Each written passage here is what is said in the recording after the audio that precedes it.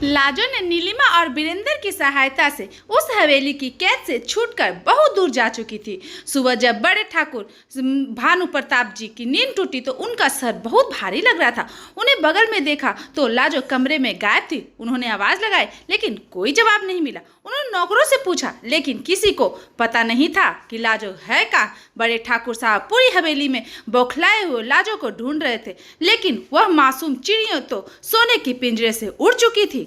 ठाकुर साहब को पता ही नहीं चला कि लाजो को आसमान खा गया या जमीन निकल गई। वो बेचैन हो रहे थे, उनके साथ ही गुस्से भी आ रहा था। वो सोच रहे थे कि एक बार किसी तरह लाजो उनके हाथ लग जाए तो उसकी अकल ठिकाने कर देंगे, लेकिन उन्हें नहीं पता था कि उनका बेटा वीरभद्र और उनकी बहू नीलिमा उन्हें सबक सिखाने के लिए क्या करने वाली है। दिन भर तो ठाकुर साहब बहुत परेशान रहे और रात होते ही उन्हें लाजो की और भी ज़्यादा याद सताने लगी।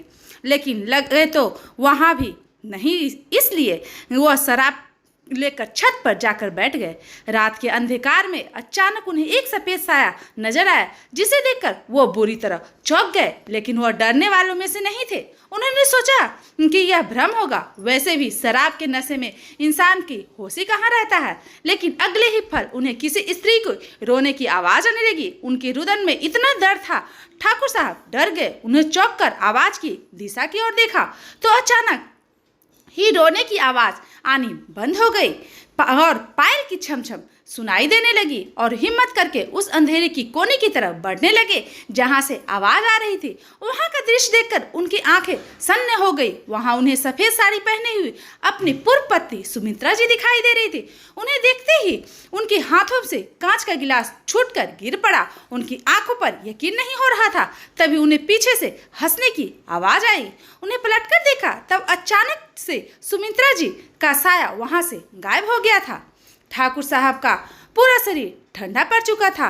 उनका पूरा बदन पसीने से लथपथ था। उनका हालत सूखकर काटा हो गया था। अचानक से उन्हें नीचे देखा तो वहाँ पर उनकी पत्नी की पायल गिरी हुई थी। यह सब देखकर उनका दिल धड़ गया था। वो भूत प्रेत या आत्माओं पर यकीन नहीं करते थे, लेकिन आज उन्होंने खुद अपनी आंखों से यह सब अनुभव किया था। वह यहाँ से भाग जाना चाहते थे, लेकिन उनके पैर जम से गए थे। वह चल नहीं पा रहे थे। तभी वीरभद्र छत पर आ गया। पिता के ऐसी हालत देखकर उसने पिता को संभाला और नीचे उनके कमरे में ले गया। फिर चिंतित स्वर में पूछने लगा कि पिताजी आपको क्या हुआ है? आप इतना घबरा क्यों रहे हैं? उन्हें पता था कि कोई भी उसकी बात पर यकीन नहीं करेगा, इसलिए उन्होंने कुछ भी नहीं बताया और खुद संभलते हुए बोले मेरी तबीयत ठीक नहीं है, मुझे आराम करने दो। वीरभद्र मुस्कुराते हुए वहां से चला गया। तभी ठाकुर साहब नींद की आगोश में डूबने गए, इसके पहले कि उन्हें फिर से औरत की रोने की आवाज़ आने लगी। अब तो ठाकुर साहब बहुत ज़्यादा डर गए थे। उन्होंने सोच समझने की शक्ति और भी कम होती जा रही थी। तभी उन्होंने देखा कि कमरे में सुमित्रा जी खड़ी थी। उनकी आंखें लाल थी, उनकी आंखों से आंसू बह रहे थे। उनके लंबे ठाकुर साहब के हाथ जोड़कर गिर जाते हुए कहा कि इतने सालों के बाद तुम यहाँ क्या करने आई हो? तुम तो मर गई थी ना? सुमित्रा जी रोते हुए बोली, हाँ मैं मर गई हूँ, लेकिन मुझे नहीं पता था कि मेरी जाने के बाद आपका चरित्र इतना गिर जाएगा कि आप इतनी कम उम्र की लड़की से शादी करेंगे और उसके जीवन को तबाह करेंगे। अगर आपको जीवन संगनी चाहिए ही थी तो कम से कम अपनी उम्र के ही ख्याल करते और एक मासूम लड़की के साथ अच्छा नहीं किया। आपको इसकी सजा जरूर मिलेगी, मैं आपको सजा दूंगी। सुमित्रा जी के आवेश भरे स्वर को सुनकर ठाकुर जा थर-थर कांपने लगे और कहने लगे मुझे माफ़ कर दो, मैं अपनी खुद की इच्छाओं पर नियंत्रण नहीं कर पाया, मुझे भूल हो गई, लेकिन आगे से मैं ऐसी गलती नहीं करूंगी। वैसे भी लाजो यहाँ से जा चुकी है, मुझे नहीं पता है कि वह कहाँ है, मैं उसे ढूंढने की कोशिश भी नहीं करूँगा। सुमित्रा जी गुस्से से चीखते हुए बोले, मुझे यह सब नहीं पता, तुम सबसे पहले लाजो को तलाक दो, मैं बार बार आऊँगी। इतना कहकर वह जोर से उठकर लगातार हंसने लगी। तभी अचानक से हवेली में बिजली गुल हो गई। ठाकुर साहब के डर के मारे हालत पतली हो गई थी। वह घबराकर नौकरों को आवाज़ लगाने लगे। नौकरों जल्दी से उनके कमरे में की तरफ भागे। तब तक बिजली आ गई थी, लेकिन ठाकुर साहब ने देखा कि कमरे में कोई नहीं था। वह इतना तो समझ चुके थे कि वह सपना नहीं था। लेकिन यह हकीकत तो उसने कल्पना में भी पड़ी थी। फिर भी वह बहुत डर गए थे और लाजो को तलाक देने का मन बना चुके थे। लेकिन उन्हें तो ये भी नहीं पता था कि लाजो कहाँ है। रात भर डर के मारे वह सो नहीं पाए थे। सुबह सवेरे उन्होंने अपने बेटे वीरभद्र को बुलाया और कहने लगे, बेटा तुम्हें तो पता है कि हवेली लाजो से गायब हो गई है। मुझे एहसास हो रहा है कि उसके साथ बहुत गलत किया है। उसे तलाक देकर आज़ाद करना चाहता हूँ, लेकिन मुझे पता नहीं वह कहाँ है। वीरभद्र ने कहा, पापा आप परेशान मत होइए, मैं आपका साथ जरूर दूंगा। आपने बहुत बड़ी गलती की है, आपको अपनी गलती को सुधारना चाहते हैं तो मैं आपके साथ हूँ। मैं कहीं से भी लाजो को ढूंढकर आपकी इच्छा जरूर पूरी करूंगा।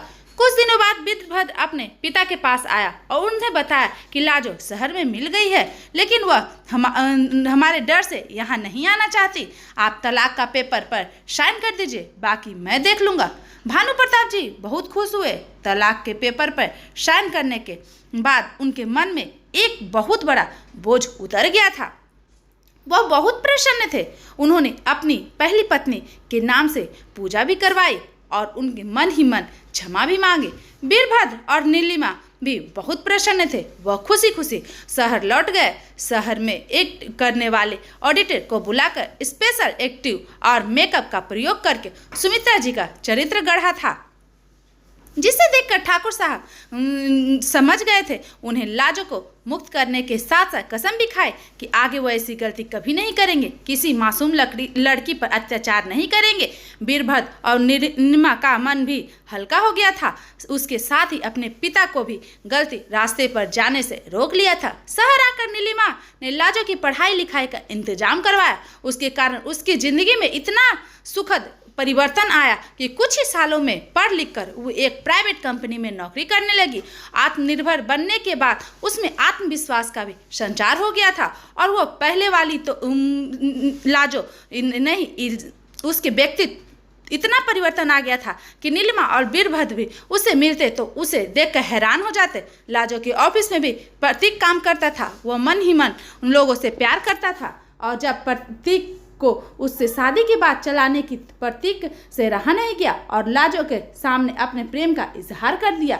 लाजो तो हैरान रही। उसने कभी सोचा नहीं था कि उसकी ज़िंदगी में ऐसा व्यक्ति भी आएगा जो उससे प्यार करेगा, लेकिन वह प्रतीक का प्यार कैसे स्वीकार कर सकती थी। वह खुद प्रतीक के लायक नहीं समझती थी। उसने प्रतीक को साफ साफ इनकार कर दिया, लेकिन प्रतीक भी हार मानने वालों में से नहीं था। वह लाजो के मनाने की कोशिश करता रहा। उसकी जीत को देखकर उसने अपने अतीत के बारे में सब कुछ बता दिया, किस तरह उसे लगभग 20 साल बड़े ठाकुर साहब से शादी की थी और हर रात उसके अरमानों को जबरदस्ती कुचलते रहते थे। लाजो रोती हुई बोली, मैं उन सारी रातों को सिर्फ मेरे शरीर पे ही नहीं बल्कि मेरे अंदर मन पे भी गहरे घाव दिए हैं। मैं तुम्हारे लायक नहीं हूँ। लेकिन प्रतीक सारी सच्चाई जानने के बाद भी लाजो को जीवन संभालना चाहता था। उसने कहा, तुमने बहुत दर्द सही है, लेकिन इंसान का शरीर और मन कभी महिला नहीं होती। बस उसके विचार और कर्म शुद्ध होने चाहिए। मुझे तुम जो भी हो, जिस रूप में हो, मुझे उसी रूप में स्वीकार हो। लाजो को प्रतीक को अपने में वक्त लगा, लेकिन आखिरकार उसने प्रतीक से विवाह करने के लिए हाँ कर दिया। प्रतीक के घर वालों को भी लाजो बहुत पसंद आई और लाजो के माता पिता नहीं थे, लेकिन जब वीरभद्र और नीलिमा के अभिभावक बनकर उसका कन्यादान किया तो लाजो की आंखों भर आई। वह दोनों भी लाजो के लिए बहुत प्रसन्न थे। लाजो का कन्यादान करके उन्होंने अपना एक और फर्ज निभाया था। ससुराल पहुंचने के बाद लाजो को उसके साथ ससुराल में बड़े ही प्यार से अपनाया था। गृह प्रवेश की रस्मों के बाद बहुत सारी रस्म हुई। लाजो को ससुराल में बहुत आनंद आ रहा था। रात के भोजन के बाद लाजो को सुहाग रात के कमरे में पहुंचा दिया गया। लाजो पलंग पर बैठी प्रतीक के आने का इंतजार कर रही थी। जैसे ही प्रतीक सुहाग रात के कमरे में आया, लाजो घबरा गई। वैसे तो वह दिल से अपना पति मान चुकी थी, लेकिन उसके मन में अनजाना सा डर था। प्रतीक की हरकत भरी नजरों से दुल्हन को देखते हुए आगे बढ़ा और उसके अपनी बाहों में भर लिया और उसे इस तरह अपने अंग में समेट लिया कि मानो वह दुनिया के हर मुसीबत से उसे बचा लेना चाहता है। उसका प्यार भरा स्पर्श पाते ही लाजो के मन से सारी घबराहट दूर हो गई। उसके अंतर मन में प्रेम प्रभावित होने लगी थी। रात गहरी होती और लाजो और प्रतीक प्रेम का समर्पण में एक नई कहानी लिख जा चुके थे। सुबह का सूरज लाजो के जीवन में एक नई उम्मीद की रोशनी लेकर आए। वह जीवन भर नीलिमा और बीरभर का आभारी रहेगी, जिसके प्रयास के कारण आज उसे एक नई जिंदगी मिल गई। तो दोस्तों, आपको ये कहानी कैसी लगी कमेंट करके जरूर बताएं। कहानी अच्छी लगी हो तो वीडियो को लाइक करें, चैनल पे नए हो तो चैनल को सब्सक्राइब करें और बेल बटन दबाना ना भूलें ताकि सबसे पहले अपडेट आपके पास पहुंच सके। धन्यवाद।